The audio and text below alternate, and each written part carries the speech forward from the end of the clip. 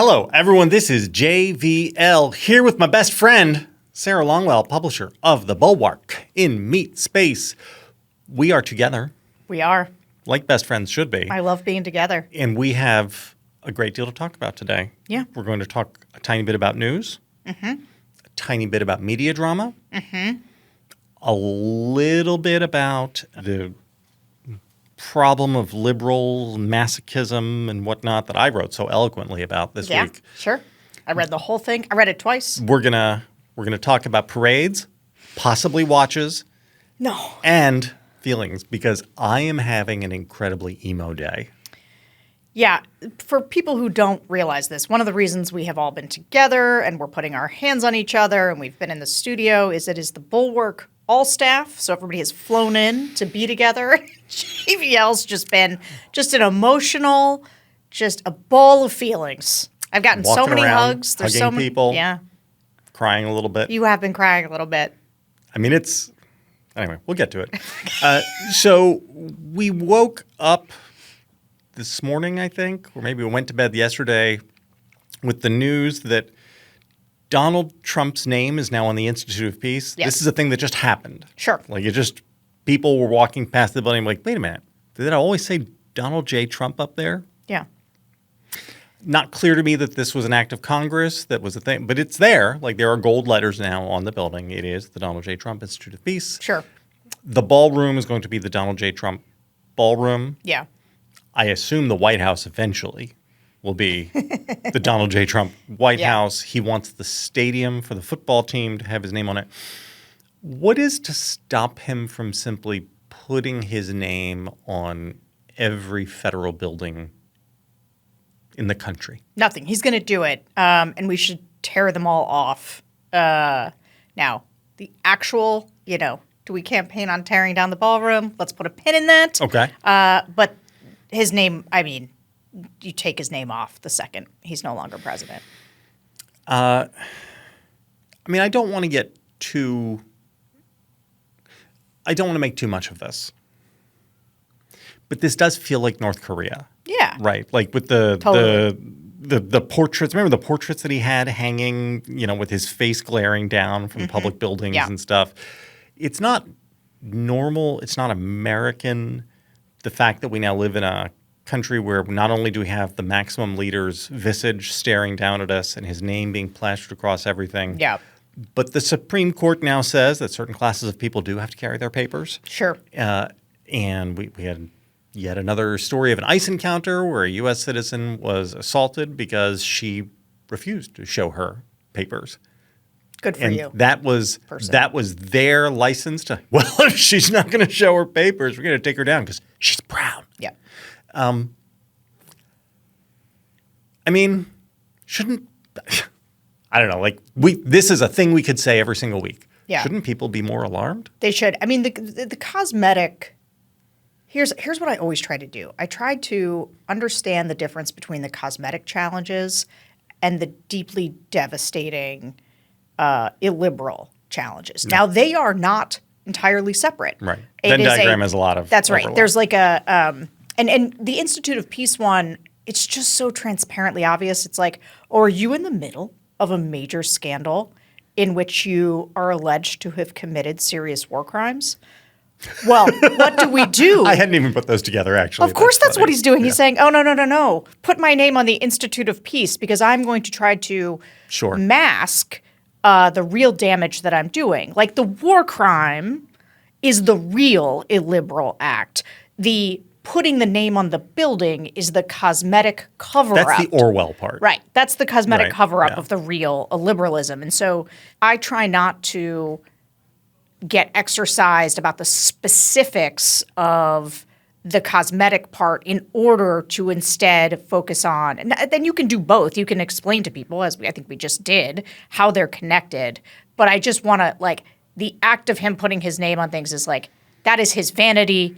And it's also something you sort of can't stop while he's president. Nobody's done this before. But unless somebody pushes back, meaning his own political party, the public in an enormous way, and it's fine to do those things symbolically, but the thing that we need to focus on and I think where you do have actual members of Congress looking into them and looking for oversight, and you have people speaking out about them, and there's probably going to be hearings, is the very non-peaceful, illiberal, probably criminal, certainly immoral thing that he's doing. And so I guess that's how I've been thinking about it. Yeah. I mean, we should just prepare ourselves that we're going to live in a world where 5 minutes after he goes to be with his Lord, half of the high schools in red state America will be named Donald J. Trump Memorial High School.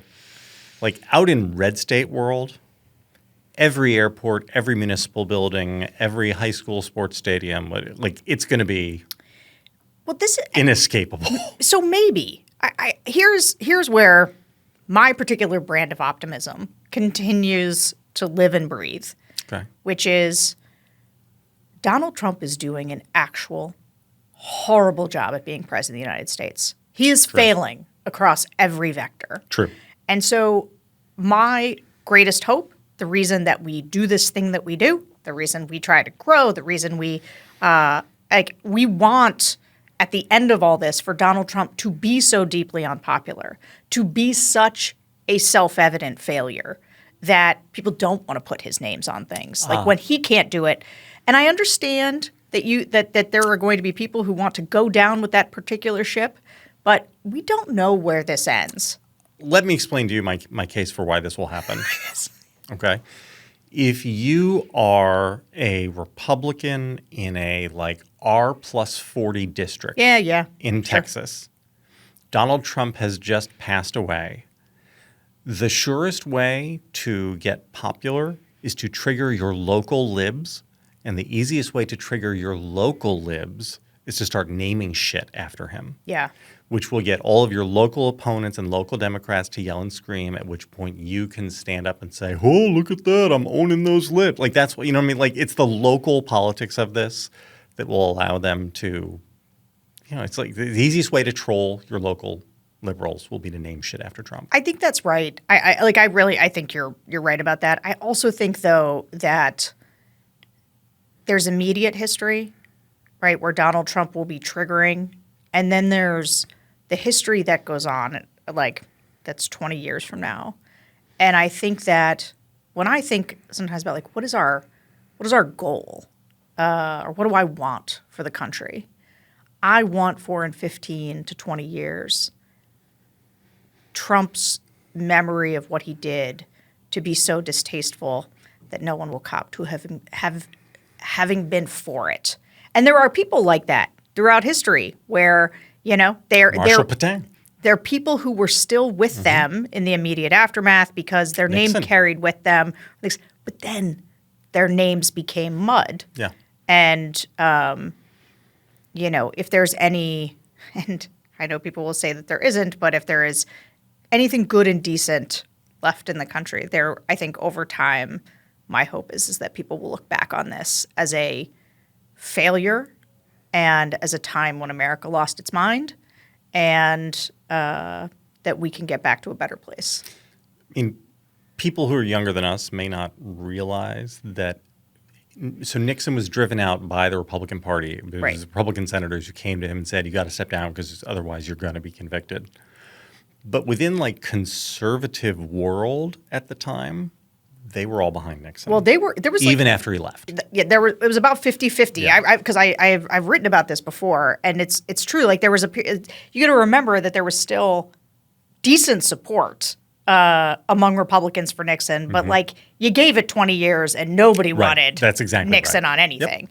And so I could see that being the case. Maybe that's where we go. Maybe. I try to take the optimistic view on that. All right, let's talk a little bit about the Nuzzi interview. We talked a little bit yesterday on TNL about it. Yeah, we kind of didn't get into it too much. It's better to do it behind Tim's back. You thought it was a spectacular interview. Was your take? So here, I'm in a weird position on this because I was deeply skeptical that we should do it.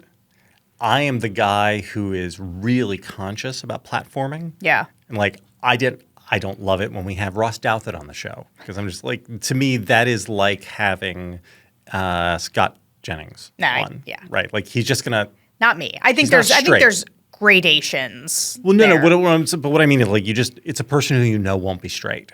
And so for those two reasons, I was like, I don't know. Like, but there's news value in it. It's like, I'm open to it. It's a one-time thing. You're not making this person a contributor, right? Yeah. I thought the execution of the interview was exceptional. It was something that only Tim could have done. Like, I know I couldn't have done that. And I thought the result of it was what I was most concerned about, because I have a very dim view of Olivia Nuzzi, quad journalist. Mm-hmm.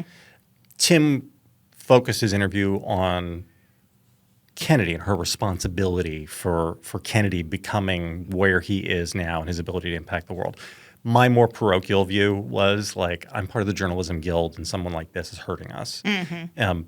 I think the net effect of his conversation with her was to illustrate that her rehabilitation is a failure. Yeah. That she is not actually okay. Like, I mean, because the fact that Vanity Fair hired her and the New York Times did like 4,000 words in which there was barely a cry. I mean, it was just a glow up. Yeah. In which everything totally. she said was accepted, and they did these glamour shots, and it was gross. Like they were trying to turn her into Joan Didion. Yeah.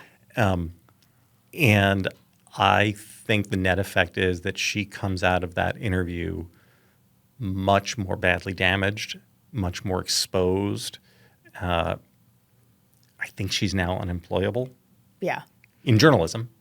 She could be a screenwriter, right? She could go work for Netflix. There are plenty of things she can do. I just think she can't be a journalist. And she's a good writer. And so I thought for all those reasons, Tim was able to do that in a way that was civil and compassionate. Right, like I would have been foaming at the mouth, like, "Why didn't you?" It would have been horrible. It would have been absolutely horrible. It would have been unwatchable. It would have been horrible. And Tim was just human and empathetic, but also very, very real and focused on the important parts. And he pushed and pushed and pushed and pushed. And I just don't think any reasonable person could come away from that interview thinking, "Yeah, she really helped herself." Yeah. Like I can't imagine she does other interviews after that, because why would I don't anybody think she'll do another one? Yeah. Right. And not because she shouldn't have done this or any of the others. Right, she's clearly she's not in a place to own. Right. This is the thing about a redemption tour, right, is sort of it begins with, because I was thinking about this in the context of one of the reasons. So I'll say this. I want to say this, two things about Tim really quickly. So one, Tim, there's a reason that somebody like Tim gets an interview like that from somebody who's kind of at the center of this, right? Is that it's not that they think they're going to find like a sympathetic person. It's that they know that Tim will talk to them like a human. Yeah. Right? He will like be a human being in a conversational way that I think for people who I just think it works for everybody, honestly. Like, there's a reason Tim's like an exceptional interviewer, and it's because he sort of meets people with a lot of humanity. But, I think in this moment where you think about people who did a great deal of damage or in the process of damaging democracy, I was thinking about one of the things that is a characteristic of sort of the never Trump set is that we looked up the second that Trump happened and all went, wait a minute, what is happening here? What is going on? And trying to figure out, this isn't what we thought the Republican Party was. And then you're like, well, did we enable this? And there's this soul searching. And Tim wrote a whole book about this where he kind of, he took a lot of, and so he held himself accountable for what he felt like his role is. And I think part of the process for us early on, sometimes people who come new to the Bulwark are like, I don't hear them apologize for whatever. I'm sorry, you're 6 years in. We are. But all of us spent years and still. I have some pamphlets for you. Why did I start doing the focus groups? It was like, wait a minute. Is this what's happening with the Republican Party? Is this? I talk about this all the time, how I spent too much time in sort of an academic think tank world of conservatism Yep. that did not have to grapple with sort of the sewer underneath. And what I saw, like my experience was, yeah, like we all knew there was this like kind of in both parties you would say, well, there's these strains and that's filled with sort of like crazier people, but it was always like John McCain and George W. Bush, and which of course we can say like, oh, you can hate them too. Yeah, and but HW this and is Dole not and all this, yeah. But this is not, Donald Trump. And so I think that like our decision was to both figure out what was wrong, and then part of the like, it wasn't even like accountability. It was like, no, we're going to go fight back, right? And so my objection to her is like, okay, you made major mistakes here, mistakes that go beyond. And like, again, it's like not so much the tawdry stuff. And part of why I sort of hate the whole conversation around with Nuzzi and everybody is like, it's all very gross, right? There's like a lot of gross rubbernecking and things like that. The thing that I feel about it is, what did you do to enable Donald Trump's second term? In part because I know that RFK helping Donald Trump get elected was a real piece of how Donald Trump did get elected. And there wasn't, like, she is not at the point, and maybe she'll never get there because maybe that's not who she is, where she says, you know what, I made this mistake and here's how I'm going to rectify it. I'm going to rectify it by saying, no, this guy's doing real damage and like, here's what I know. That's just like not where she is. And Tim was trying to get that. Over and over, giving her the opportunity. But here's the other thing about Tim that I'll say, like Tim also went through like a big public pile-on in those early days. And I think he carries with him a level of compassion for anybody who is like, when they're at their lowest moments, like he's not going to kick somebody, right? Like he was doing He's a good boy. the correct thing journalistically. But I know like the hunger that I felt, not for her to suffer, but for her to sort of make the turn of what I did was wrong and here is how I'm going to fix it. I think just seeing that that's not there, like you don't get to have redemption then. And I think Tim really exposed that. It was a bad interview for her. Yeah. And so I'm like you, where like I give him credit for an ability to do something that like you and I both couldn't do that because we wouldn't be capable of. Can you imagine me? Can you imagine me? I mean, like I just I can't access the compassion that he can access because this is what's funny is sometimes you guys are like, no, Sarah's the nice one. No. My rage is like JVL's. Yeah. Not nice exactly. You're the good one. Tim is compassionate. Like Tim is genuinely, like at a molecular soul level, a compassionate human being. Like his ability to meet people where they are. I mean, small children, old people, right-wing grifters, sweet hippies in Venice. Like it's amazing. Like, that blue shirt he has with the little patch that looks like the TV. Remember the old TV pattern thing on it? It's like just some woman on Venice Beach, I think, met him, was like, I think you should have this. And he was like, thank you so much. Yeah. Like in a genuine way. He's an exceptional human being. Yeah. I love that, Tim. So for people who wanted to see sort of the bloodletting, I think it's fair. I kind of did too, but like there was no other way for him to be him and do that. And I think the result was a laying bare of what it was. Hugely effective, but in a very bulwarky way, like that civil and kind. Yeah. Right? In a way that's compassionate. It was great. All right. So how about that triad today? So this was a weird week in which I had half of this newsletter written the day before. And when I sat down to finish it at like 7 o'clock in the morning, the day it was supposed to go out, I think it was Tuesday, it just kept like, I just couldn't get my arms all the way around it. And kept like writing and revising and editing and all this stuff. And I think it went up at like 3,500 words.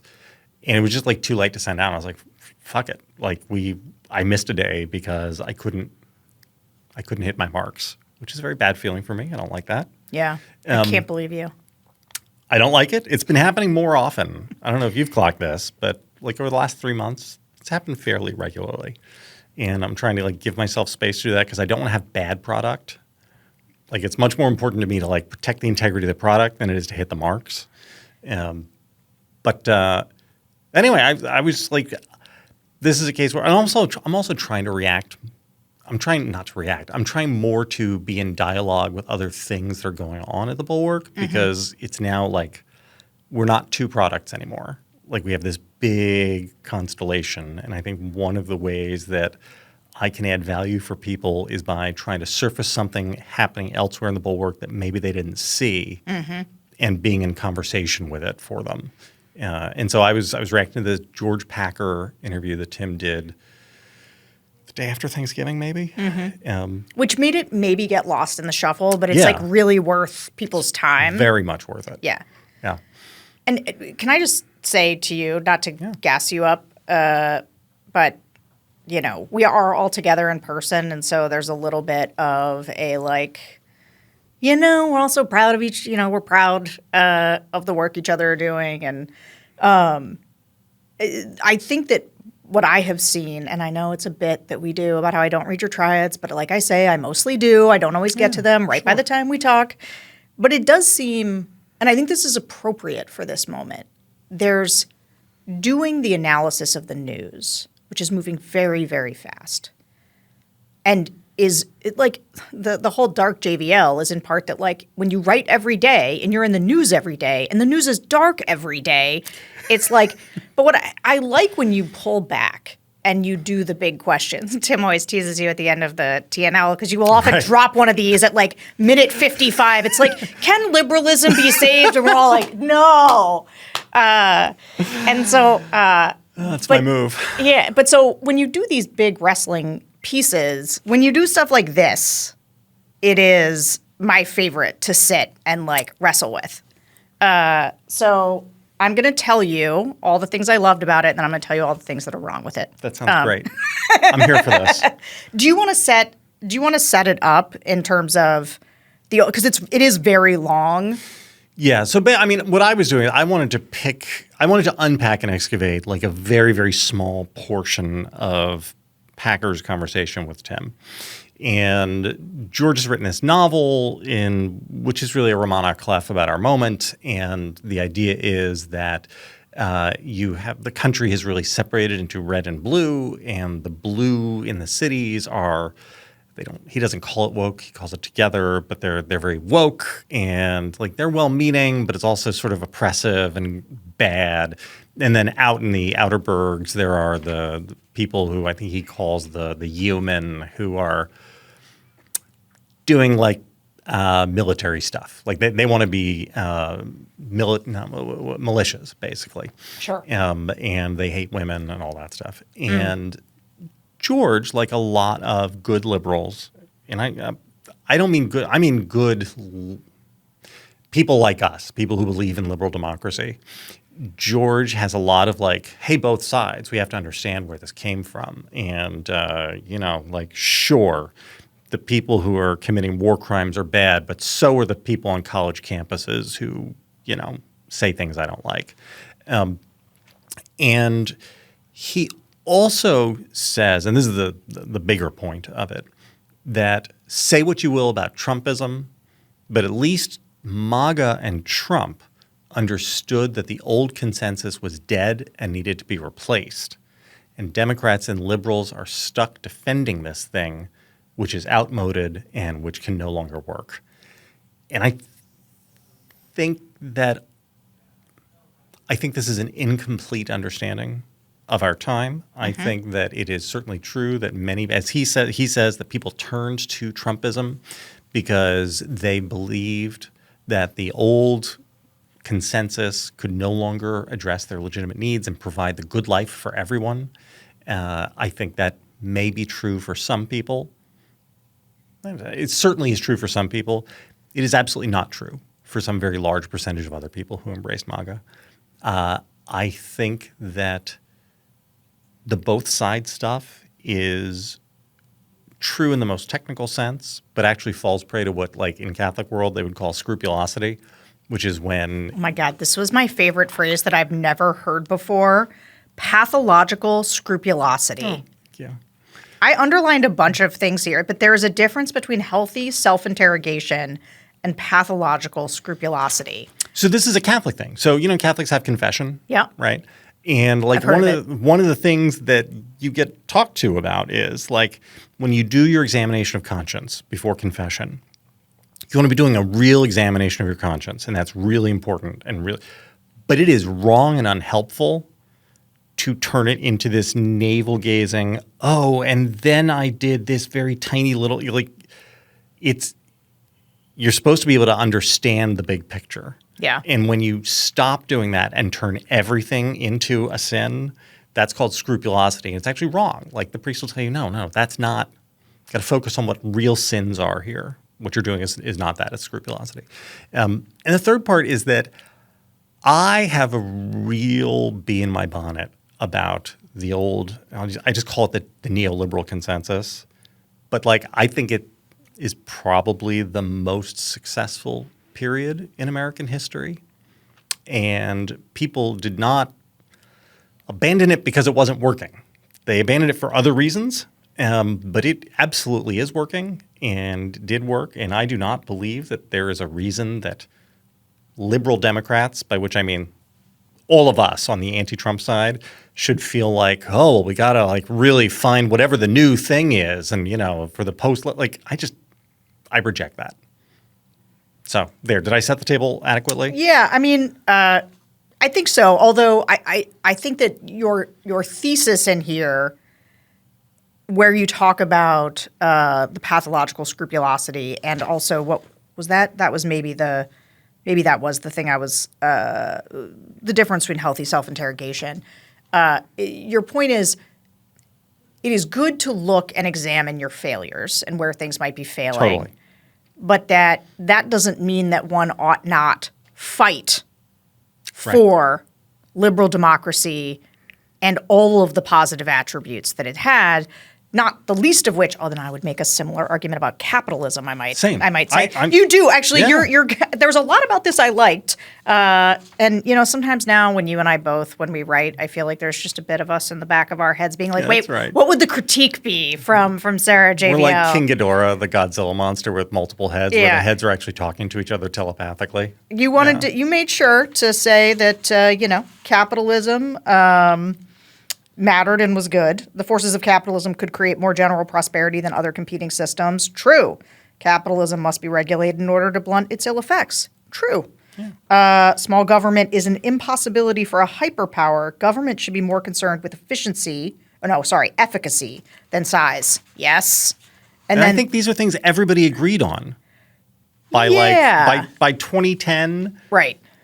2008, 20, I mean, Republicans may have gone around saying, we need a small government, but they didn't govern that way. That's, their revealed preference is they did not believe that the government should be small. They believed the government should be more effective. Yeah. The Democrats had really come around on the free market, right?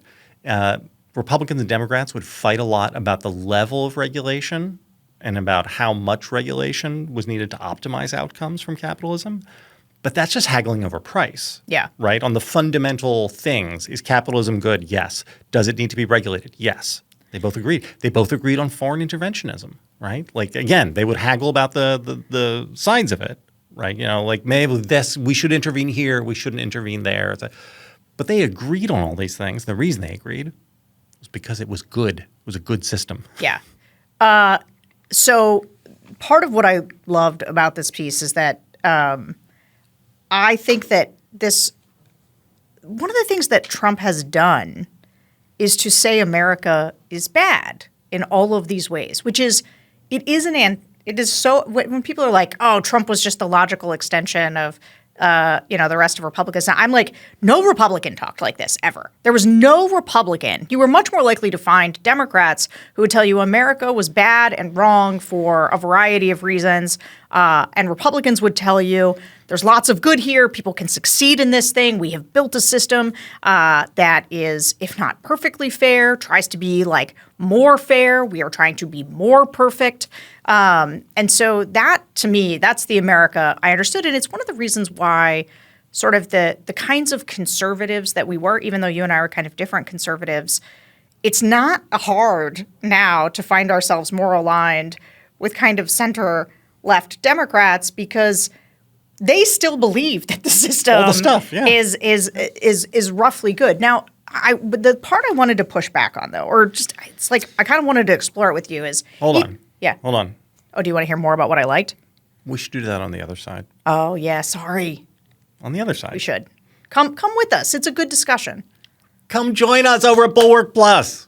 And on the other side, you also get to hear me be emo.